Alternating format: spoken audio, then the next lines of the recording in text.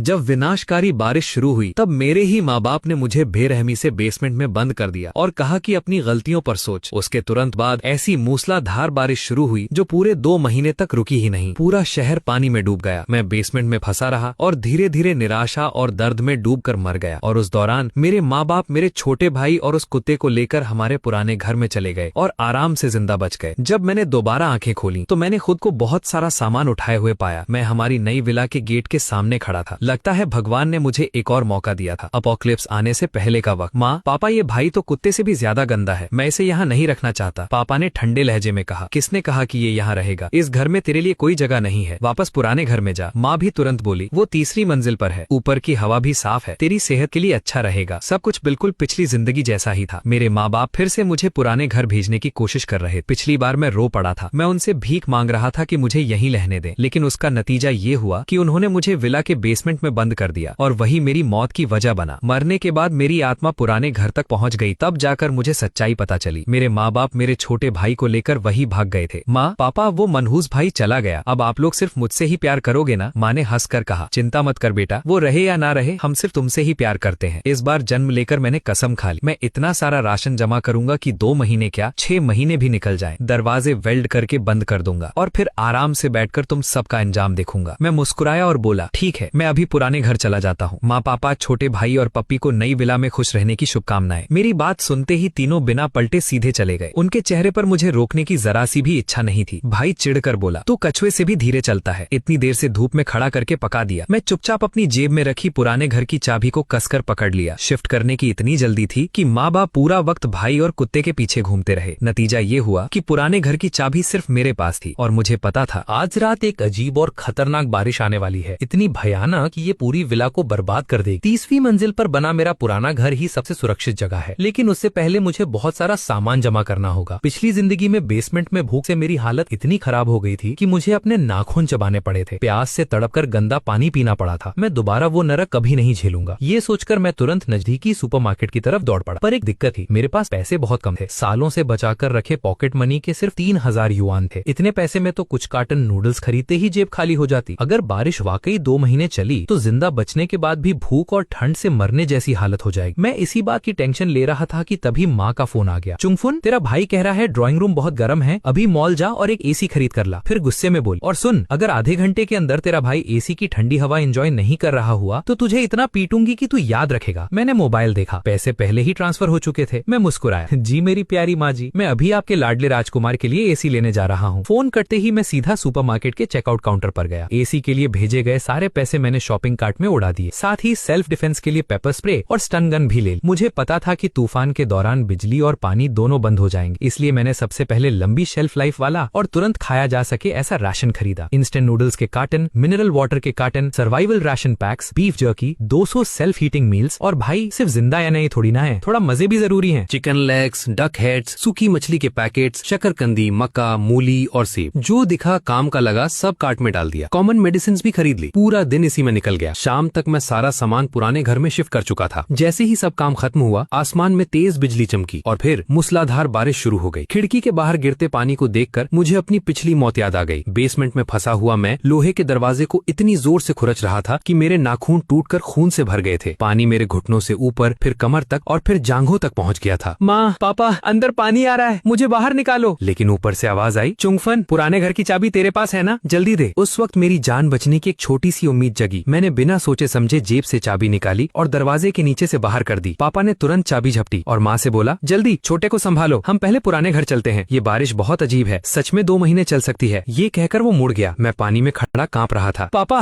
दरवाजा खोलो, पापा प्लीज। मैं रोते हुए चीखा। पानी का प्रेशर बहुत ज्यादा है, मैं दरवाजा नहीं खोल पा रहा। पापा ने बिना पीछे देखे जवाब दिया और फिर वो चला गया। पापा ने एक बार भी दरवाजा खोलने की कोशिश नहीं की। कुछ ही देर में लोहे वाली खिड़की भी पानी के अंदर गायब हो गई। मैं बेजान सा पानी में गिर पड़ा। पानी लगातार बढ़ता गया और मेरी सांसें रुकने लगी। डूबकर मरने का एहसास इतना खौफनाक था कि आज भी याद करके रूह कांप उठती है। लेकिन अब सब कुछ अलग था। मैं दोबारा जन्म लेकर लौट आया था। मेरे पास खाने पीने का पूरा इंतजाम था और इस बार मैं तुम लोगों को यहाँ आधा कदम भी नहीं रखने दूंगा। ये सोचकर मैंने तुरंत घर के सारे दरवाजे और खिड़कियां मजबूती से बंद कर दी। फिर भी मुझे चैन नहीं मिला, इसलिए मैंने घर में रखे पानी के बड़े बड़े ड्रम्स साफ पानी से भर दिए और उन्हें दरवाजे के सामने लगा दिया। खुशकिस्मती से मेरा घर टॉप फ्लोर पर था। कभी पानी का प्रेशर कम होने की वजह से माँ पापा ने 2 बहुत बड़े वाटर बैरल्स खरीदे थे। इतने बड़े कि आदमी उनके अंदर बैठकर आराम से नहा सकता था। उन 2 बड़े बैरल्स के साथ 3 छोटे बैरल्स भी थे। मैंने पांचों को दरवाजे के सामने इस तरह जमा दिया कि अगर कोई चाबी से लॉक खोल भी ले तब भी दरवाजा धक्का देकर नहीं खोल सकता था। सब कुछ तैयार करने के बाद मैंने राहत की सांस ली। तभी मेरा फोन बज उठा। स्क्रीन पर माँ का नाम चमक रहा था। मैंने आंखें बंद की और धीरे से कॉल रिसीव कर ली। कॉल उठाते ही माँ चीखने लगी, चुंगफन, तू मर गया था क्या? मैंने तुझे एसी खरीदने को बोला था। एसी कहाँ है? बेकार निकम्मा, तेरा भाई गर्मी से परेशान हो रहा है और तू गायब है। अब तो इतनी तेज बारिश भी शुरू हो गई है, बता अब कौन एसी डिलीवर करेगा? उनकी आवाज से साफ पता चल रहा था कि वो गुस्से से फटने वाली है। मैं खिड़की के बाहर गिरती बारिश देखने लगा। सच कहूँ तो मैंने एसी खरीदा ही नहीं था। पिछली जिंदगी में ऐसा करने की हिम्मत मैं कभी नहीं कर सकता था। माँ फिर चीखी, तू पागल हो गया है क्या? मैं पूछ रही हूँ एसी कहाँ है? मैं चुप रहा। जितना ज्यादा वो गुस्सा करती उतना ही मुझे मजा आता। तभी पापा की आवाज फोन पर सुनाई दी, चुंगफुन, तुझे मरने का शौक चढ़ गया है क्या? बहरा हो गया है? जवाब क्यों नहीं दे रहा? उनकी आवाज धमकियों से भरी हुई थी। पहले होता तो सिर्फ उनकी आवाज सुनकर ही मेरी टांगे कांपने लगती थी, लेकिन अब सब बदल चुका था। मैं हल्की सी हंसी के साथ बोला, इतनी जल्दी क्या है, थोड़ा इंतजार कर लो। जब मेरा प्यारा छोटा भाई गर्मी से मर जाएगा तब एसी की जरूरत ही नहीं पड़ेगी। मैंने बिल्कुल शांत लहजे में अपनी सलाह दी। फोन की दूसरी तरफ अचानक सन्नाटा छा गया। लगता था पापा को यकीन ही नहीं हुआ कि मैंने क्या कहा। कुछ पल बाद वो दहाड़े, साले चुंगफुन, तू अभी क्या बकवास कर रहा था? लेकिन उससे पहले कि वो और कुछ बोलते मैंने कॉल काट दी, फोन साइड में रखा और सीधा बाथरूम चला गया। इस बार मैं देखना चाहता था कि आखिर तुम लोग कब मेरे सामने घुटने टेक कर भीख मांगोगे। मैं पूरे 1 घंटे तक गर्म पानी से नहाता रहा। जिंदगी में पहली बार इतना सुकून मिला था। पहले अगर मैं 10 मिनट से ज्यादा नहा लेता तो माँ पापा पानी बर्बाद करने के लिए डांटना शुरू कर देते थे। गर्मा गर्म पानी यूज करना तो जैसे कोई गुनाह था। नहाकर निकला तो पूरा फ्रेश महसूस कर रहा था। बाहर देखा तो लग रहा था जैसे पूरी दुनिया पानी में डूबने वाली है। मैंने एक सेल्फ हीटिंग मील खोला, साथ में चिकन लेग और सूखी मछली निकाली और आराम से दावत उड़ाने लगा। पेट भरकर खाना खत्म ही किया था कि फोन फिर बज उठा। इस बार फैमिली ग्रुप में मैसेज आया था। मेरा छोटा भाई लिख रहा था, माँ पापा, बारिश बहुत तेज है, मुझे थोड़ा डर लग रहा है, क्या आप दोनों मेरे रूम में आ सकते हैं? माँ ने तुरंत रिप्लाई किया, बिल्कुल बेटा, डरो मत, माँ और पापा अभी आ रहे हैं। सच में दोनों उसके एक इशारे पर दौड़कर पहुंच जाते थे। कुछ ही देर बाद मेरे भाई ने एक सेल्फी पोस्ट की। फोटो में माँ, पापा और वो कुत्ते को गले लगाए बिस्तर पर बैठे थे। कैप्शन था, नई विला में शिफ्ट होते ही तूफान आ गया, कितनी बड़लक है, अच्छा हुआ माँ पापा मेरे साथ हैं, मैं बहुत खुश हूँ। लेकिन उसका ड्रामा अभी खत्म नहीं हुआ था। उसने ग्रुप में मुझे टैग करके लिखा, भाई तू कहाँ है, तुझे डर नहीं लग रहा? मैंने सुना है तू चाहता था कि मैं गर्मी से मर जाऊं ताकि एसी ना खरीदना पड़े, क्या तू मुझसे इतनी नफरत करता है? मैंने मैसेज देखकर इग्नोर कर दिया। उस वक्त मेरे हाथ में चिकन लेग था और मैं उसका स्वाद ले रहा था। थोड़ी देर बाद उसका एक और मैसेज आया, भाई माँ पापा मेरे साथ हैं फिर भी मुझे डर लग रहा है, तू तो पुराने घर में बिल्कुल अकेला है, तुझे तो और ज्यादा डर लग रहा होगा ना? तब तक मैं खाना खत्म कर चुका था। मैंने सारा कचरा एक बैग में भरा, फिर सीधा उसके पुराने रूम में जाकर फेंक दिया और जानबूझकर फोटो खींचकर फैमिली ग्रुप में भेज दी। फोटो देखते ही मेरा भाई पागल हो गया, तू कर क्या रहा है, मेरे रूम में कचरा फेंक दिया? मैंने आराम से रिप्लाई किया, बारिश हो रही है, बाहर कचरा फेंकने नहीं जा सकता, फिलहाल तेरे रूम को डस्टबिन बना दिया है, कम से कम बदबू मेरे रूम में तो नहीं आएगी। ये पढ़ते ही उसने मुझे वीडियो कॉल कर दी। मैंने उठाना भी जरूरी नहीं समझा। कुछ देर बाद पापा का वॉइस मैसेज आया, चुंगफन तू सच में मरना चाहता है क्या? तेरी हिम्मत कैसे हुई तेरे भाई के रूम में कचरा फेंकने की? पागल हो गया है क्या तू? अभी के अभी उसका रूम साफ कर, साफ नहीं किया तो तेरी हड्डियां तोड़ दूंगा। मैं जोर से हंस पड़ा। फिर मैंने सिर्फ एक मजाक उड़ाता हुआ इमोजी भेजा, फोन बंद किया और साइड में फेंक दिया। उस रात बाहर बिजली गरजती रही, आसमान फटा हुआ लग रहा था, लेकिन मेरी नींद मेरी जिंदगी की सबसे सुकून भरी नींद थी। सुबह जब मेरी आंख खुली, आसमान अब भी काले बादलों से ढका हुआ था। बारिश बिल्कुल भी कम नहीं हुई थी। जैसे ही मैंने फोन ऑन किया, मिस्ड कॉल्स की लाइन लग गई। माँ की दर्जनों मिस्ड कॉल्स पड़ी थी, बिल्कुल पिछली जिंदगी की तरह। रात के बीच में उन्हें समझ आ गया था कि कुछ गड़बड़ है और वो जल्दी जल्दी पुराने घर लौट आए थे। मुझे अच्छी तरह पता था ये सारे कॉल सिर्फ इसलिए थे ताकि मैं दरवाजा खोल दूं। मैं ठंडी हंसी हंसा और दरवाजे के पास गया। बाहर से उनकी आवाजें साफ सुनाई दे रही थी। मेरा भाई बुरी हालत में बोला, वो चुंगफन घर पर नहीं है, उसे पता था हम गुस्से में हैं, इसलिए रात भर कहीं छुप गया होगा। फिर उसने थकी हुई आवाज में कहा, अब क्या करें, मुझे बहुत भूख लगी है, बहुत थक गया हूँ। माँ गुस्से में बोली, जल्दी दरवाजा खोलो, हमारे पास चाबी भी नहीं है, इतनी तेज बारिश में लॉकस्मिथ भी नहीं मिलेगा। मेरा भाई रोते हुए गालियां देने लगा, सब उस निकम्मे चुंगफन की गलती है, उस कचरे ने विला में चाबी तक नहीं छोड़ी, मैं उसके हाथ तोड़ दूंगा, कसम से उसके दोनों हाथ तोड़ दूंगा। और तभी जैसे किसी ने आसमान का नलका थोड़ा सा बंद कर दिया हो, मूसलाधार बारिश अचानक थोड़ी धीमी पड़ गई, साथ ही आसमान भी थोड़ा सा साफ होने लगा। पापा की खुशी का ठिकाना नहीं था। देखा, बारिश रुक रही है, चलो जल्दी विला वापस चलते हैं। मैंने पहले ही कहा था, भला 2 महीने तक लगातार बारिश कैसे हो सकती है? और ऊपर से ये लोग अभी भी मेरे हाथ तोड़ने के सपने देख रहे थे। शायद इन्हें ये समझ ही नहीं आ रहा था कि ये अपनी जिंदगी बचाने का आखिरी मौका खुद लात मारकर फेंक रहे हैं। अगर ये अपार्टमेंट कॉम्प्लेक्स में रुक जाते तो बाढ़ से काफी हद तक बच सकते थे। यहाँ इतने लोग थे कि किसी न किसी तरह खाने का जुगाड़ भी हो ही जाता, लेकिन नहीं, इन्हें तो हर हाल में विला ही लौटना था। और हुआ भी वही। जैसे ही ये लोग विला पहुंचे, आसमान ने दोबारा नल खोल दिया। बारिश पहले से भी ज्यादा तेज गिरने लगी। थोड़ी देर बाद सरकारी वार्निंग जारी हुई, जियानजैंग नदी का पानी खतरनाक स्तर तक पहुंच चुका चुका था और बांध टूटने की कगार पर था। हमारे अपार्टमेंट कॉम्प्लेक्स से वो बांध 1 किलोमीटर से भी कम दूर था। उसके बाद सोसाइटी मैनेजमेंट ने भी इमरजेंसी नोटिस भेजा। अंडरग्राउंड पार्किंग में शॉर्ट सर्किट हो गया था। कई जगहों पर बिजली लीक हो रही थी। सबको सख्त चेतावनी दी गई कि कोई भी पानी में चलने की कोशिश ना करे। मैं हंस पड़ा। अब जब पानी में करंट दौड़ रहा हो तो कौन बेवकूफ उसमें तैरने निकलेगा। जैसे मैंने सोचा था, पापा ने फैमिली ग्रुप में तुरंत वॉइस मैसेज भेजा, जान हमारे बेटे को लेकर तीसरी मंजिल पर चली जाओ, पहली मंजिल पर मत जाना, पता नहीं करंट कहाँ कहाँ लीक हो रहा है। माँ परेशान होकर जवाब दिया, हे भगवान कितनी मुसीबत है, पता नहीं ये बारिश कब रुकेगी। मैं तो अपने बेटे के लिए एक बॉल नूडल्स तक नहीं बना पा रही। उसके बाद तीनों ने मिलकर फिर मेरी बुराई करनी शुरू कर दी, लेकिन मैंने एक शब्द भी नहीं बोला। पेट भरकर खाना खाने के बाद मैं बैल्कनी में गया, एक सेब निकाला और मजे से खाने लगा। तब तक बारिश पूरी तरह कंट्रोल से बाहर जा चुकी थी। सोसाइटी की सारी सड़कें पानी के नीचे गायब हो गई थी। चौक में लगी जिराफ की बड़ी मूर्ति तक आधी पानी में डूब चुकी थी। इसका मतलब था कि कॉम्प्लेक्स में कम से कम आधा मीटर पानी भर चुका था। 5वें दिन जिराफ की पूरी टांगे पानी में गायब हो गई। 7वें दिन उसके सींग भी पानी के अंदर चले गए और उसी दिन सबसे बड़ा हादसा हुआ। जियानजैंग नदी का बांध टूट गया। बाढ़ का एक विशाल सैलाब कॉम्प्लेक्स में घुस आया। पूरा एरिया अफरा तफरी में डूब गया। हर तरफ लोग चीख रहे थे, बांध टूट गया, जल्दी भागो, ऊपर वाली जगह पर चलो। पानी हर तरफ आ रहा है। सब कुछ बेकाबू हो चुका था। मैंने तुरंत अपना सिक्योरिटी डोर दोबारा चेक किया। खुशकिस्मती से सब ठीक था। मैं सुकून की सांस लेकर सोफा पर लेट गया। फोन में अब भी सिग्नल आ रहा था। फैमिली ग्रुप कई दिनों से चुप था, लेकिन आज फिर मैसेजेस आने लगे। माँ ने लिखा, मुझे एक पावर बैंक मिला है, उससे फोन चार्ज किया। यहाँ न बिजली है न पानी। मैं 2nd फ्लोर की बालकनी में फंसी हुई हूँ। लगता है ड्राइंग रूम में भी करंट लीक हो रहा है। मुझे हिलने तक की हिम्मत नहीं हो रही। पापा ने लिखा, हम एटिक में छुपे हुए हैं। अच्छा हुआ कुछ इंस्टेंट नूडल्स ऊपर ले आए थे, कम से कम भूख से तो नहीं मरेंगे। फिर माँ ने पूछा, तुम कैसे हो? पापा ने जवाब दिया, पानी में बहकर आए कुछ सड़े हुए केले मिले हैं, अब शायद इसी सहारे जीना पड़ेगा। मेरा छोटा भाई रोते हुए लिखने लगा, पापा मुझे बहुत भूख लगी है, मुझसे और बर्दाश्त नहीं हो रहा, जल्दी मेरे लिए खाना लाओ। माँ ने प्यार से समझाया, अच्छा बेटा रोना मत, तेरे पापा सामने वाली विला में जाकर कुछ खाना मांग लाएंगे। खाने के लिए भीख मांगनी पड़ेगी। मुझे तो बस मुंह खोलना था और खाना सामने आ जाता था। मैंने तुरंत एक फोटो खींचकर ग्रुप में भेज दी। फोटो में गरम गरम सेल्फ हीटिंग हॉट पॉट था, साथ में गोल्डन फ्राइड चिकन विंग्स, ठंडी कोका कोला और लाल लाल चमकते सेब। कैप्शन लिखा, यारों इतना खाना है कि खत्म ही नहीं हो रहा, समझ नहीं आ रहा पहले क्या खाऊं। फोटो देखते ही ग्रुप में धमाका हो गया। मेरा भाई गुस्से से फट पड़ा, चुंगफुन हरामी, तुझे इतना सारा खाना कहाँ से मिला? अभी के अभी यहाँ लेकर आ। माँ भी चीखने लगी। पापा ने भी मैसेज भेजा, चुंगफुन ये सब खाना यहाँ ले आ, तुम पुराने घर में ही हो ना, पिछली बार कॉल किया था तो दरवाजा क्यों नहीं खोला, क्या तुझे मरने का शौक है? मैं हंस पड़ा, अरे मेरी प्यारी फैमिली, ये तो बस एक छोटा सा हॉट पॉट मील है, इसमें इतना गुस्सा करने वाली क्या बात है? मेरी अकड़ देखकर माँ और भाई और भी ज्यादा जल भुन गए। एक के बाद एक लंबी वॉइस मैसेजेस भेजने लगे, लेकिन मैंने एक भी नहीं सुनी, सिर्फ पापा का टेक्स्ट पढ़ा, चुंगफुन हर जगह बाढ़ आ गई है, जियानजैंग का बांध भी टूट चुका है, अपनी सुरक्षा का ध्यान रखना, बाहर मत जाना, समझा? मैं थोड़ी देर तक स्क्रीन को देखता रहा। पापा वाकई अपनी कंपनी के डायरेक्टर होने का पूरा फायदा उठाते थे। लोगों को मैनिपुलेट करना उनके लिए सांस लेने जितना आसान था। मुझे 3 साल पहले की बात याद आ गई, जब पापा 2 महीने हॉस्पिटल में एडमिट थे। मैं दिन रात उनकी सेवा करता रहा, अपनी सेहत तक खराब कर ली थी, खून वाली खांसी तक आने लगी थी, लेकिन माँ ने फिर भी मुझे अनपढ़ और बेवकूफ कहकर डांटा था। उस दिन मेरा दिल पूरी तरह टूट गया था। मैंने घर छोड़ने का फैसला कर लिया था, लेकिन जैसे ही मैं जाने लगा पापा ने मुझे गले लगा लिया। चुंगफुन मेरा ख्याल रखने के लिए शुक्रिया, पापा तुम्हारा बहुत आभारी है। बस उन चंद लफ्जों ने मेरी सारी नफरत मिटा दी थी। मैं वहीं खड़ा रो पड़ा था। मुझे लगा था कि शायद पहली बार किसी ने मेरी परवाह की और फिर मैं घर नहीं छोड़ा। दोबारा वही मेहनती नौकर बन गया जो बिना शिकायत सब कुछ करता रहे। अब उस बात को याद करता हूँ तो मेरे रोंगटे खड़े हो जाते हैं। पापा सच में बहुत खतरनाक इंसान थे। उन्होंने मेरी सारी नफरत को पल भर में खत्म कर दिया था। अब जब उनका ये प्यार भरा मैसेज देखता हूँ तो मुझे सिर्फ घिन आती है। मैंने ठंडे लहजे में रिप्लाई किया, फिक्र मत करो, मैं कहीं नहीं जा रहा। आखिर पुराने घर में रहने के लिए तो आप लोगों ने ही मुझे मजबूर किया था। पापा ने तुरंत जवाब दिया, अच्छा है, पापा को तुम्हारी बहुत चिंता हो रही थी। वैसे विला एलिया के लोग मिलकर बचने की कोशिश कर रहे हैं। किसी के पास एक कयाक भी है। हमें पता है तुम पुराने घर में अकेले हो। हम सब तुम्हारी चिंता कर रहे हैं। मौका मिलते ही कयाक लेकर तुम्हारे पास आएंगे। दरवाजा जरूर खोलना, ठीक है? आखिरकार इन लोगों का असली मकसद सामने आ ही गया। मैं अभी उन्हें गाली देने वाला ही था कि अचानक माँ का लहजा भी बदल गया। चुंगफन, ये अजीब तूफान बहुत खतरनाक है। पूरे परिवार को साथ रहना चाहिए ताकि हम एक दूसरे का ख्याल रख सके। अपना ध्यान रखना, तुझे कुछ नहीं होना चाहिए, ठीक है? और हैरानी की बात, मेरे छोटे भाई ने भी एक स्माइली इमोजी भेजा। उसके साथ एक मैसेज था, भाई हमारे आने का इंतजार करना, जब हमारा परिवार फिर से एक साथ हो जाएगा तब सब ठीक हो जाएगा। मैसेज पढ़कर मेरे होठों पर ठंडी सी मुस्कान आ गई। परिवार, तुम लोगों के साथ मेरा कोई परिवार वाला रिश्ता नहीं है। मैं दिमाग में हिसाब लगाने लगा। अगर इन लोगों को सच में कयाक मिल गई तो यहाँ तक पहुँचना इनके लिए मुश्किल नहीं होगा। असल समस्या पानी नहीं थी, असली दुश्मन भूख थी, और भूख इंसान की अक्ल, इंसानियत और शर्म सब कुछ धीरे धीरे खा जाती है। मुझे पता था कि बहुत जल्द इस रेसिडेंशियल एरिया में और भी डरावनी चीजें होने वाली हैं, और अगर ये लोग सबको बता दें कि मेरे पास खाने का ढेर लगा हुआ है तो सबसे बड़े खतरे में मैं ही आ जाऊंगा। वैसे भी मैं इन्हें रोक नहीं सकता था, तो क्यों ना इन्हें एक ऐसा सबक सबक सिखाऊं जो ये जिंदगी भर याद रखें। मैंने तुरंत रिप्लाई भेजा, ये तो बहुत अच्छी बात है माँ पापा, आप लोग सबसे बेस्ट हो, जल्दी वापस आ जाओ, मैं कभी भी दरवाजा खोल दूंगा। मैं उनके सामने एक खूबसूरत झूठ का सपना बिछा रहा था। माँ ने प्यार भरा मैसेज भेजा, लव यू बेटा, हमारे आने का इंतजार करना। मैंने स्क्रीन देखकर हल्की सी हंसी छोड़ी, बिल्कुल इंतजार करूंगा तुम्हारे भूखे, थके और बेहाल चेहरे देखने के लिए। हमारी ये नकली प्यार भरी बातचीत खत्म होते ही इंटरनेट पूरी तरह से बंद हो गया। अब न बिजली थी, न पानी, न इंटरनेट। पूरा शहर जैसे घुटनों पर आ चुका था और मुझे पता था कि बारिश रुकने में अभी 1 महीने से भी ज्यादा वक्त लगेगा। रेस्क्यू टीम्स अंदर आ ही नहीं सकती थी, इतने गहरे पानी में रेस्क्यू बोट्स तक को मुश्किल होती। सप्लाई पहुंचाना तो दूर की बात थी, लेकिन अगर मैं किसी और को ये सब बताता तो कोई भी मेरी बात पर यकीन नहीं करता। असली नरक अब शुरू हुआ था। मैं वापस कमरे में गया। बिजली की चमक का फायदा उठाकर मैंने एक बार फिर अपना सारा राशन चेक किया। सेल्फ हीटिंग मील्स का पहाड़ लगा हुआ था। मिनरल वाटर की पेटियां, शकरकंदी, मूली और हर तरह के स्नैक्स। इतना सामान था कि मैं आराम से 6 महीने तक राजाओं की तरह रह सकता था। मैंने कोक की एक बोतल खोली। जब ठंडे बबल्स जुबान पर फूटने लगे तो दिल में अजीब सा सुकून महसूस हुआ, लेकिन मैं जरा भी लापरवाह नहीं हुआ। मैं फिर बालकनी में गया और सामने वाले फ्लैट को देखने लगा। माँ, पापा और मेरा छोटा भाई। अगर ये लोग अभी तक जिंदा हैं तो मैं इन्हें पास वाले खाली फ्लैट में रखूंगा। वो फ्लैट अभी तक बिका नहीं था, अंदर कुछ भी नहीं था, सिक्योरिटी डोर तक नहीं लगा था। हमारी बालकनीज काफी पास थी। बीच में दीवार और लोहे की ग्रिल्स होने की वजह से कोई इधर उधर चढ़ नहीं सकता था। लेकिन अगर मुझे खाना या सामान देना हो तो एक लंबी रॉड की मदद से आराम से दे सकता था। और जब वक्त आएगा मैं पूरी बिल्डिंग के भूखे लोगों का ध्यान उनकी तरफ मोड़ दूंगा। तब सोचो, जब 100 भूखी नजरें एक ही शिकार पर टिक जाएंगी तो क्या होगा। ये सोचकर मेरे चेहरे पर एक ठंडी मुस्कान आ गई। 3 दिन बाद दोपहर के वक्त अचानक कुछ अजीब हुआ। बारिश लगभग रुक गई, सिर्फ हल्की बूंदाबांदी रह गई। ये झूठी उम्मीद देने वाला मौसम था। लोगों को लगने लगा कि शायद सब ठीक हो रहा है। कई दिनों से भूखे लोग खिड़कियों और गैलरी में भीड़ लगाकर बाहर देखने लगे। सब रेस्क्यू टीम का इंतजार कर रहे थे, जो कभी आने वाली ही नहीं थी। तब किसी ने जोर से चिल्लाया, कोई आ रहा है। आर्मी नहीं है, विला एरिया के लोग हैं। मैंने बाहें बांधकर नीचे देखा और हंस पड़ा। अरे वाह, ये तो मेरी प्यारी फैमिली है। मानना पड़ेगा, काफी काबिल निकले। सिर्फ 3 दिन में इन्होंने एक रबर डिंगी ढूंढ ली। हालत बहुत बुरी थी, कपड़े गीले और गंदे थे, चेहरे सूखे हुए थे, लेकिन जिंदा बचने की खुशी दूर से भी महसूस हो रही थी। सबसे मजेदार हाल मेरे छोटे भाई का था। वो एक हाथ से कश्ती चला रहा था और दूसरे हाथ से आंसू पोंछ रहा था। उसकी हालत देखकर लग रहा था कि भूख में कुछ भी खा गया होगा। कश्ती को रेलिंग से बांधने के बाद तीनों बिल्डिंग में घुस गए। तब तक पहली मंजिल पूरी तरह पानी में डूब चुकी थी। जैसे ही वो अंदर आए, पूरी बिल्डिंग में हंगामा मच गया। लोग उनके आसपास टूट पड़े। किधर से आए हो? क्या तुम्हारे पास खाना है? बोट में राशन है क्या? थोड़ा हमें भी दे दो, मेरा बच्चा भूख से मर रहा है। भूखे लोग खून की बू सूंघने वाले शार्क्स की तरह उनके ऊपर टूट पड़े। लेकिन मेरे माँ बाप के पास कुछ भी नहीं था। उनके पास सिर्फ वो रबर डिंगी थी। पापा ने भीड़ को धक्का देते हुए ऊपर की तरफ इशारा किया। हटो साहब, रास्ता छोड़ो। मेरा बेटा 30वीं मंजिल पर रहता है। उसके पास पूरी बिल्डिंग से ज्यादा खाना है। हम उसके पास जा रहे हैं। जो बीच में आया उसकी खैर नहीं। ये सुनते ही मेरी गर्दन की नसें तन गईं। ये बुढ़ा सच में कमाल का था। अपनी मुसीबत सीधे मेरे सर पर डाल दी। भूख से पागल हो चुके कई लोगों की आंखें चमक उठी और फिर पूरा झुंड उनके पीछे चल दिया, जैसे शिकार की तलाश में निकली भीड़। कुछ ही देर बाद 30वीं मंजिल से जोर जोर की थपथप की आवाज आने लगी। पापा पूरी ताकत से दरवाजा पीट रहे थे। चुंगफन, पापा आ गया, जल्दी दरवाजा खोलो। उनकी सांसें फूली हुई थीं। चेहरा ऐसा लग रहा था जैसे कई दिन से ढंग का खाना ना मिला हो। लेकिन इस बार मैं नाटक करने के मूड में था। मैं चुपचाप दरवाजे के पास गया, हैंडल पकड़ा, उसे घुमाने का नाटक किया, फिर रोते हुए आवाज निकाली, माँ, पापा, लॉक खराब हो गया है। मैं बहुत कोशिश कर रहा हूँ पर खुल ही नहीं रहा। पापा तुरंत गरजे, क्या मतलब नहीं खुल रहा? तू हमसे मजाक कर रहा है क्या? चुंगफन, दोबारा कोशिश कर, शायद नमी की वजह से जाम हो गया होगा। माँ भी घबरा कर बोली, जल्दी कर बेटा, तेरे भाई को बुखार हो गया है, घर में बुखार की दवा रखी है। मैंने नकली घबराहट दिखाते हुए जवाब दिया, मैं कोशिश कर रहा हूँ, पता नहीं ये बेकार लॉक को क्या हो गया। साथ ही मैंने अपनी उंगलियों से दरवाजे को जोर जोर से खुरचना शुरू कर दिया। आवाज बिल्कुल ऐसी आ रही थी जैसे मैं जान लगाकर लॉक खोलने की कोशिश कर रहा हूँ। तभी मेरा छोटा भाई चीखा, चुंगफन, तू जानबूझकर कर रहा है ना? तू हमें अंदर आने ही नहीं देना चाहता। मैंने दुखी बनकर जवाब दिया, छोटे भाई, मैं मेरे बारे में ऐसा कैसे सोच सकता है? मैं तो पूरी कोशिश कर रहा हूँ। भाई गुस्से से पागल हो गया, निकम्मे कचरे, तुझे पाल पोस कर बड़ा करने का क्या फायदा हुआ? ये कहकर उसने पूरी ताकत से दरवाजे पर अपना कंधा दे मारा, लेकिन रीइंफोर्स्ड डोर जरा सा भी नहीं हिला। उल्टा उसके कंधे में तेज दर्द उठ गया। माँ ने भी दरवाजा तोड़ने की कोशिश की, लेकिन जब उन्हें समझ आ गया कि दरवाजा टूटने वाला नहीं है तो उनका गुस्सा 7वें आसमान पर पहुंच गया। चुंगफन, एक बार और कोशिश कर, अभी के अभी खोल। लेकिन दरवाजा फिर भी नहीं खुला। तब तक काफी पड़ोसी भी बाहर जमा हो चुके थे। ये देखकर मैंने खुद ही माहौल गरमा दिया, आंटी अंकल, अंदर खाना है, सब मिलकर दरवाजे को कंधा मारो, जितना जोर लगा सको लगाओ, बस लॉक थोड़ा सा ढीला पड़ जाए। मेरे ये शब्द भीड़ पर बम की तरह गिरे। सुनते ही सबके चेहरे चमक उठे। खाना है, चुंगफन ने खुद बोला है, चलो सब मिलकर मारो, चाहे दरवाजा उखाड़ना ही क्यों ना पड़े। फिर बाहर से जोर जोर की धमाक धमाक शुरू हो गई। साथ में लोग एक साथ चिल्लाने लगे, एक साथ धक्का दो, जोर लगाओ। लेकिन किसी हाई राइज अपार्टमेंट का रीइंफोर्स्ड स्टील डोर इतना आसान थोड़ी ना टूटने वाला था। जिसने भी कंधा मारा उसका कंधा ही दर्द से एक तरह से फटा जा रहा था। मेरा मेरा हाथ, ये दरवाजा है या वेल्ड की हुई लोहे की दीवार? खुल ही नहीं रहा, शायद अंदर से कुछ अटका हुआ है। सब एक साथ करहा उठे, उनका जोश आधा वहीं धंधा पड़ गया। ये देखकर मैंने फिर से नकली रोना शुरू कर दिया। अब क्या करें, दरवाजा पूरी तरह जैम हो गया है। चुंग फैंग, तू तो सच में निकम्मा निकला। मैं भूख से मर रही हूँ, बुखार से टपक रही हूँ और तू एक दरवाजा तक नहीं खोल पा रहा। तू तो पूरा बदकिस्मत है। अपने प्यारे बेटे को ऐसे तड़पता देखकर माँ का कलेजा पिघल। दरवाजे के दूसरी तरफ से ही वो चीखी, चुंग फैंग, मैं तुझे 1 मिनट और देती हूँ। अगर अब भी दरवाजा नहीं खोला ना तो तुझे उनकी धमकी पूरी भी नहीं हुई थी कि अंदर से मेरी ठंडी हंसी निकल गई। कितना अजीब होता है ना, जिंदगी भर दूसरों को अथॉरिटी से दबाने वाला इंसान सच के सामने ऐसे खड़ा होता है जैसे क्लाउन हो। पापा की तो असली हालत देखने लायक। उनका शान और रौब अब इस स्टील के दरवाजे के बाहर टूट चुका था। मैंने कामली जवाब दिया, दरवाजा सच में नहीं खुल रहा। पहले थोड़ा घूमता था, लेकिन अभी सब मिलकर इसे धक्का मार रहे थे ना, तो लॉक का कोर शायद टेढ़ा हो गया। अब बिल्कुल जैम हो गया, अब घूम भी नहीं रहा। सब आप लोगों की अंधी धक्का मुक्की की वजह से हुआ है। बाहर खड़े कुछ पड़ोसी जो अब तक कोशिश कर रहे थे, ये सुनते ही डर गए और तुरंत हाथ पीछे खींच ली। रुको रुको, और मत मारो, जितना ज्यादा मारेंगे उतना ही नहीं खुलेगा। ऐसा हुआ तो किसी को खाना नहीं मिलेगा। छोड़ दो यार, ये दरवाजा शैतानी है, कहीं इसके चक्कर में अपनी हड्डियां ही न तुड़वा लो। काफी पड़ोसी चुपचाप मुड़ गए और चले गए। उनका असल इरादा बस खाना लूटना था, लेकिन जब उन्हें लगा कि अब कुछ मिलने वाला नहीं है तो वो अपनी ताकत जाया नहीं करना चाहते थे। पहला तूफान निकल गया, लेकिन दूसरा और ज्यादा खतरनाक तूफान अब आने वाला था। माँ, पापा और मेरा भाई इतनी जल्दी हार मानने वाले नहीं थे। पापा ने तुरंत सोल्यूशन सोचा, बगल वाले अपार्टमेंट में चलते हैं, बालकनी के रास्ते से चुंग फैंग खाना हमें पहुंचा देगा। बगल का यूनिट 3002 अभी तक बेचा नहीं गया था, उसमें सिक्योरिटी डोर भी नहीं लगा था। पहले जब भी मैं अपने साथ नाइंसाफी महसूस करता वहीं छुप जाता, और मेरा भाई तो बालकनी पर खड़े खड़े मुझे परेशान करना अपना फेवरेट खेल समझता था। वो मेरे 3001 की बालकनी पर खड़े होकर चिल्लाता, मेरे प्यारे बड़े भाई इधर आजा, मैं तुझे थोड़ा खाना देता हूँ। फिर एक स्टिक के आगे खाना बांधकर मेरी तरफ बढ़ाता। जैसे ही मैं हाथ बढ़ाता वो अचानक स्टिक खींच लेता। बिग ब्रो बस मजाक कर रहा था। उसकी बालकनी मेरी ड्रीम थी और मेरे भाई के लिए वो उसका प्लेग्राउंड। दोनों फ्लैट्स की बालकनीज को वो अच्छी तरह जानता था, इसलिए जब दरवाजा नहीं खुला तो उसे सीधा बालकनी का ख्याल आया। ये सुनते ही माँ पापा खुशी से फूल गए। उन्होंने तुरंत मुझे आगे बढ़ाया, जल्दी खाना बालकनी पर ले आ। कोई न कोई तरीका निकाल के वहीं से पहुंचा। वो मेरे भाई को खींचकर बगल वाली बालकनी की तरफ ले गए। ये देखते ही पड़ोसी भी उनके पीछे चल दिए। थोड़ी ही देर में बगल वाली बालकनी पर जोर का हल्ला मच गया। दर्जन भर लोग उस पर थस थस भर गए। सब मेरी तरफ घूर रहे थे। उनके पीछे और लोग थे जो अंदर घुस ही नहीं पा रहे थे। सब गर्दन ऊंची करके ऐसे देख रहे थे जैसे हंसों का झुंड हो। उनमें काफी जान पहचान वाले चेहरे भी थे। यूनिट 3003 की आंटी वैंग और 2901 के अंकल श्याव। उन्हें देखकर मेरा हमेशा से टेंस रहने वाला दिल थोड़ा हल्का हो गया। सच कहूँ तो सालों में कुछ अच्छे पल भी मिले थे। जैसे जब मुझे मारा जा रहा होता, आंटी वैंग आकर मेरे लिए बोल देती थी, मारो मत, इस बच्चे को छोड़ दो। और अंकल जाओ के पास तरबूज उगते थे। कभी कभी वो मुझे कुछ तरबूज दे देते थे। जब उन्हें पता चलता मैं घर पर अकेला हूँ, ये ले छुपाकर खा लेना, वरना जब तेरे पेरेंट्स वापस आएंगे तुझे हिस्सा नहीं मिलेगा। ऐसी छोटी छोटी बातें भी मुझे काफी देर तक खुश रख लेती थी। शायद मुझे बस थोड़ा सा सही डायरेक्शन देने की जरूरत थी, फिर ये पड़ोसी ऐसे एक्सट्रीम में नहीं जाएंगे और मैं खतरे से बच सकता था। चुंगफांग, तू क्या देख रहा है? जल्दी कर और खाना बास कर। मेरे भाई की साइकिल जैसी बकबक से परेशान पापा ने गर्दन ऊंची करके गुस्से से चिल्लाया। माँ ने मेरे भाई का सर रब करते हुए परेशानी से कहा, फीवर की दवा भी जल्दी भेज, तेरे भाई को 2 दिन से तेज बुखार है। वो कहाँ है? मेरा भाई का चेहरा बहुत ज्यादा लाल था, लग रहा था जैसे उसमें जान ही ना बची हो। लेकिन मुझसे डील करने की बात आई तो उसमें एनर्जी की कोई कमी नहीं थी। उसने मेरी तरफ क्लोथ्सलाइन पोल की तरफ इशारा किया। चुंगफांग, उसका यूज कर, जल्दी खाना और आइबुप्रोफेन भेज। ठीक है, रुको। मैं अंदर गया और ब्रेड का एक बॉक्स और मिनरल वाटर का एक केस उठाकर लाया। ये देखते ही सबकी आंखें चमक उठी। वो एक दूसरे को धक्का देने लगे, मुंह से लार टपकने लगी। भूख ने उन्हें आधा पागल बना दिया था। मेरा भाई ऐसे चीखा जैसे आखिरी होश में हो। जल्दी दे। उसने बारिश की परवाह किए बिना हाथ आगे बढ़ाया। मैंने इंस्टेंट नूडल्स का पैकेट क्लोथ्सलाइन पोल से बांधा और उसे बाहर की तरफ बढ़ा दिया। फिर अचानक पोल घुमाकर उसके हाथ पर एक जोर का छाटा मार दिया। उसका हाथ पतला और नरम था। मेरे एक स्ट्राइक से वो सूज गया और नीला पड़ गया। वो दर्द से चिल्लाया, तू क्या कर रहा है? चुंगफांग, तू पागल हो गया है क्या? अपने भाई को मार रहा है। मैंने सीधा मुंह खोलकर जवाब दिया, खुद लाइन में खड़ा नहीं हुआ ना तू? मैंने पहले ही बोला था, धीरे कर। तभी मैं दरवाजे के पीछे से थोड़ा सा निकला और बाहर खड़े सब पड़ोसियों की तरफ इशारा करते हुए बोला, मम्मी पापा देखो तो सही, पूरे मोहल्ले के आंटी अंकल यहाँ खड़े हैं। बस एक ही बॉक्स इंस्टेंट नूडल्स और पानी है, सबको खाना है। फिर उससे पहले खाने का हक तुझे ही क्यों? मैंने सीधे भीड़ को संभालते हुए कहा, ध्यान से सुनो सब लोग, अभी जो सामान है वो जान बचाने के लिए है। हमें नियम फॉलो करने होंगे। बूढ़े लोग, प्रेग्नेंट महिलाएं और बच्चे पहले। जो लाइन तोड़ने की कोशिश करेगा उसे कुछ नहीं मिलेगा। मेरे ये शब्द पल भर में मुझे एक बदतमीज बेटे से निकालकर इंसाफ का भगवान बना गए। लिन सही बोल रहा है, ये सब तुम्हारी फैमिली ही क्यों खा जाए? बिल्कुल, लाइन लगानी पड़ेगी। सच कहूँ तो उस वक्त काफी लोग भूख से कमजोर हो चुके थे, लेकिन उन्होंने अभी तक इंसानियत का सबसे गंदा चेहरा पूरी तरह से नहीं दिखाया था। जैसे ही कोई रूल सेट करता, लोग बिना सोचे उसी को मान लेते। मेरा मकसद बिल्कुल साफ था, मैं अपने प्यारे परिवार को पूरी तरह से भीड़ से अलग कर देना चाहता था। चुंगफांग, थैंक यू।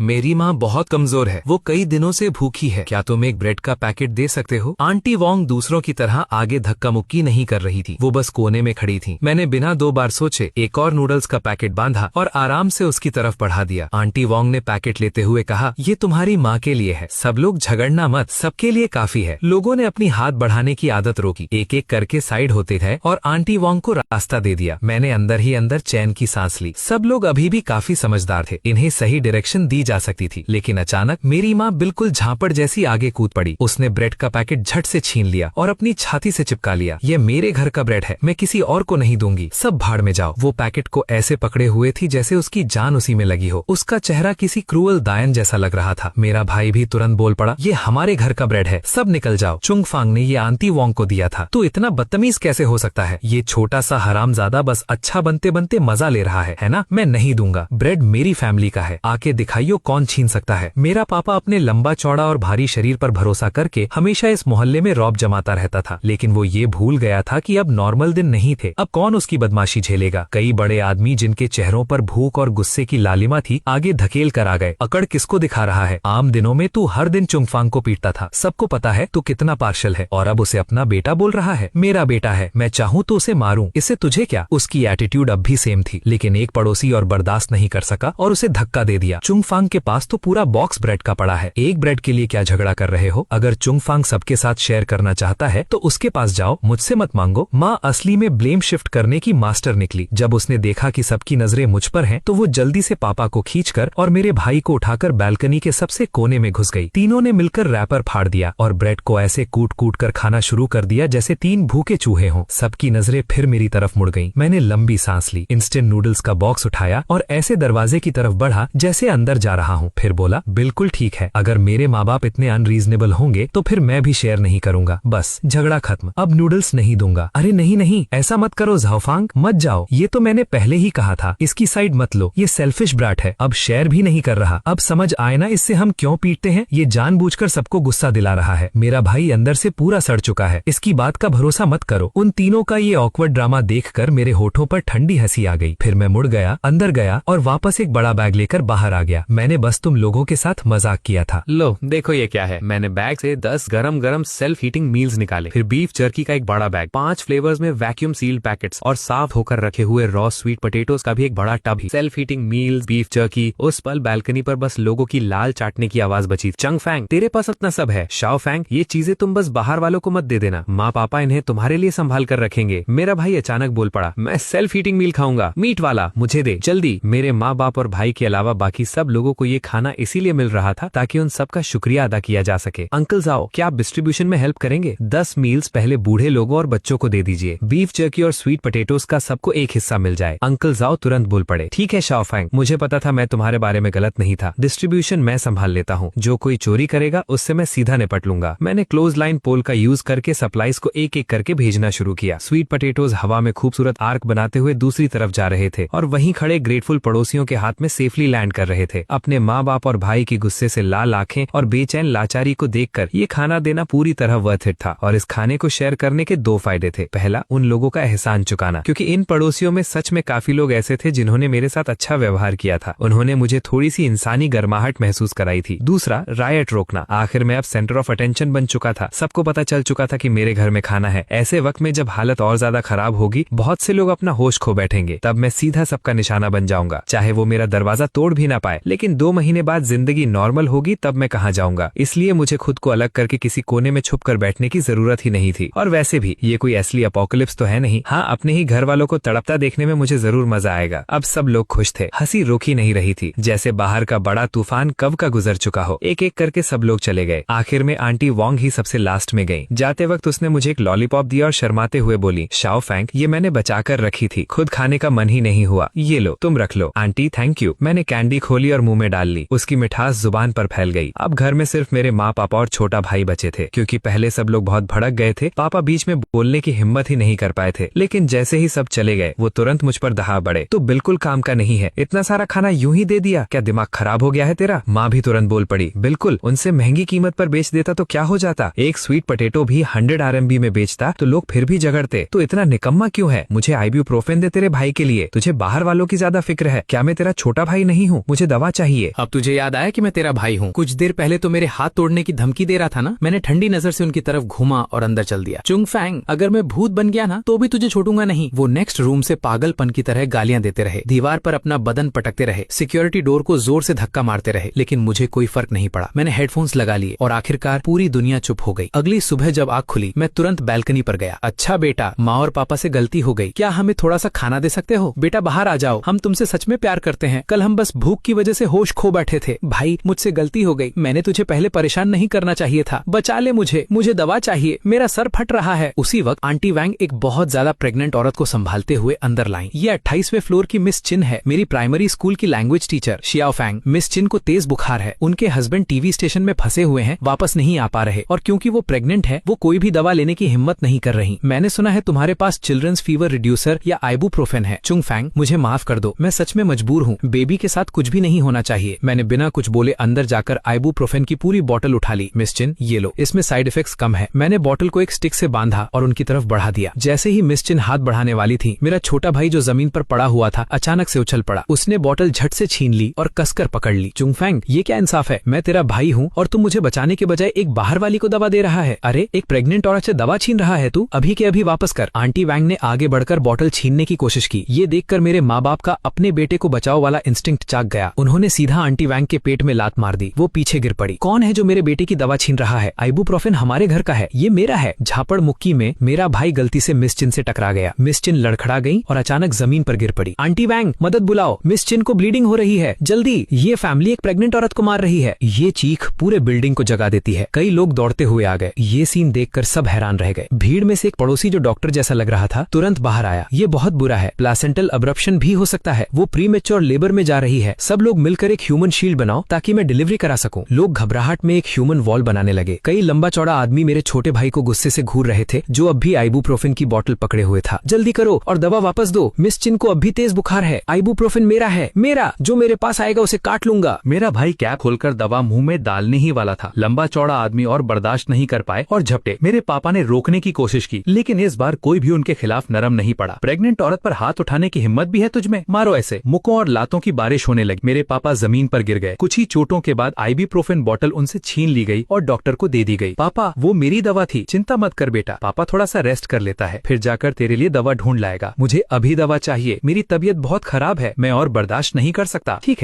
है, पापा अभी जाके दवा ढूंढ लाता है, बेटा बस थोड़ा और झेल ले। लेकिन मेरा भाई इतनी तसल्ली से काम नहीं लेता। वो तुरंत मुड़कर मेरी माँ की बाहों में घुस गया। माँ, क्या आप मुझसे सबसे ज्यादा प्यार नहीं करती? आप ही बाहर जाकर मेरे लिए दवा ढूंढो ना। मेरे भाई की ये जहरीली बातें सुनकर और इस पूरी गड़बड़, इस पूरे ट्रैजिक कॉमेडी को देखकर मैं बालकनी पर खड़ा रहा। मेरा चेहरा बिल्कुल बे एक्सप्रेशन था। आइबुप्रोफेन की सिर्फ एक बोतल ने आखिरकार तुम्हारे झूठे फैमिली प्यार का पर्दा फाड़ दिया था। खुशकिस्मती से मिस चिन का बच्चा आखिर बच गया, लेकिन वो प्रीमेच्योरिटी बेबी था। अब वो जिंदा रहेगा या नहीं, ये तो बस ऊपर वाले की मर्जी थी। उस रात मैंने मिस चिन को 10 सेल्फ हीटिंग मील्स और कुछ सेब दिए। रही बात मेरे घर वालों की, उन्होंने सबको इतना गुस्सा दिला दिया था कि पूरी तरह से आइसोलेट हो गए। भूख और ठंड के बीच वक्त और भी भारी होता गया। तूफान और जमती हुई सर्दी के बीच फ्लड का पानी बढ़ता बढ़ता 15th फ्लोर तक पहुंच गया। 1 महीने और आधे बाद सुबह सुबह मैं रोज की तरह बालकनी पर स्वीट पोटैटोस देने निकला। बगल वाले फ्लैट की बालकनी से एक बहुत कमजोर सी आवाज आई। मैं मुड़कर देखा, माँ थी। चुंग फैंग, मुझे बचा ले, कोई मुझे खाना नहीं दे रहा, मैं भीख मांग रही हूँ, मुझे थोड़ा सा खाना दे दे। वो तेरा प्यारा हस्बैंड कहाँ है और तेरा लाडला बेटा कहाँ है? तेरे पापा ने पानी में बहते हुए एक बॉक्स देखा था, उसे निकालने की कोशिश की, लेकिन बोट पलट गई। लेकिन मेरे दिल में जरा भी हल्कापन नहीं आया। वो आदमी पिछली जिंदगी में मुझे बेसमेंट में बंद कर चुका था। उसके बाद उसका मुझसे कोई रिश्ता नहीं रहा था। माँ फिर चीखी, तुझे हम लोगों को बचा लेना चाहिए था, तेरे पास इतना खाना है, फिर भी तू बस हमें तड़पते हुए देखता रहा। क्या तू इंसान भी है? मुझे तुरंत 3 साल पहले की बात याद आ गई, जब घर में आग लगी थी। पापा ने मेरे भाई को उठाया था और तूने कुत्ते को पकड़ लिया था। तुम सब बाहर भाग गए थे और मुझे घर के अंदर जंजीर से बंद छोड़ दिया था। अगर अंकल शाओ दरवाजा तोड़कर अंदर ना आते तो मैं राख बन चुका होता। तब क्या मैं इंसान नहीं था? तब क्या मैं तुम्हारा बेटा नहीं था? मैं सिर्फ तुम सबको मरते हुए देख रहा हूँ। पिछली जिंदगी में भी और इस जिंदगी में भी तुम ही तो थे जो चाहते थे कि मैं सीधा मर जाऊं, है ना? बस कर। माँ की आवाज कांप गई। हाँ, हमसे गलती हो गई, हमने तेरे साथ नाइंसाफी की, हमें मरना चाहिए था। चुंग फैंग, माफ कर दे, मैं बहुत भूखी हूँ, प्लीज थोड़ा सा खाना दे दे। तभी कोने से एक मुर्दे जैसी लगती हुई शक्ल घिसटती हुई बाहर निकली। वो हरामजादा अभी तक जिंदा था। मेरा भाई बस मेरे पास आया। मेरा बड़ा भाई ही अब मेरा सब कुछ है, मेरा भाई ही मेरा फैमिली है। माँ का शरीर एकदम सक पड़ गया, जैसे उसकी जिंदगी की आखिरी रोशनी भी खींच ली गई हो। मेरा छोटा भाई उसकी तरफ देखने तक की जहमत नहीं करता, दीवार से चिपक चिपक कर बैल्कनी की तरफ घिसटता हुआ आया। फिर उसने मुझे देखकर एक टेढ़ी मतलबी सी मुस्कान फीकी। भाई फाइनली तू मिल गया, इस बार मुझे थोड़ा खाना दे दे, अब से कुत्ता भी तेरा ही होगा, तू जिसको काटने बोलेगा वही काटेगा, भाई प्लीज बस थोड़ा सा खाना दे दे। ये सुनते ही माँ जो जमीन पर जम सी गई थी अचानक रोना बंद कर देती है। वो धीरे से सर उठाती है और अपने बेटे को बस देखती रह जाती है। उसकी आंखों की आखिरी चमक भी मर जाती है। ये इंसान नहीं है, मुझे शुरू से ही इससे प्यार नहीं करना चाहिए था। मैं वहीं फ्रोजन खड़ा रहा। अगली जिंदगी में चलो फैमिली ना बने। जैसे ही वो रेलिंग के पार चढ़ी उसके चेहरे पर एक हल्की सी राहत नजर आई और एक मुरझाई सी मुस्कान के साथ दुनिया अचानक खामोश हो गई। आधा महीना बाद बारिश पूरी तरह रुक गई। लंबी देर से ना दिखा हुआ सूरज बादलों को चीर कर निकला और तबाहशुदा शहर पर बिखर गया। हेलीकॉप्टरों की गरज आसमान में गूंज उठी। रेस्क्यू टीम आ चुकी थी। मैंने वो सिक्योरिटी डोर खोला जो 2 महीने से सील था। बाहर अंकल श्याओ, आंटी वोंग और अपने बच्चे को गोद में लिए मिस चिन खड़े थे। सबने एक दूसरे को देखा और मुस्कुरा दिए। कुछ कहने की जरूरत ही नहीं थी। आधा साल बाद जिस शहर से फ्लड का पानी उतर चुका था उसका दोबारा निर्माण हो रहा था। जो विला कभी पानी में डूब गई थी वो इंश्योरेंस क्लेम और रेनोवेशन के बाद बिल्कुल नई जैसी लग रही थी। माँ पापा के छोड़े बड़े इंश्योरेंस पे आउट के साथ मैंने एक गोल्डन रिट्रीवर अडॉप्ट किया और उसका नाम यूस रखा। मैं विला के लॉन पर बैठा था, दूर तक फ्रिस्बी फेंकी। यूस खुशी से उसके पीछे भाग पड़ा। गर्म धूप मुझ पर चमक रही थी।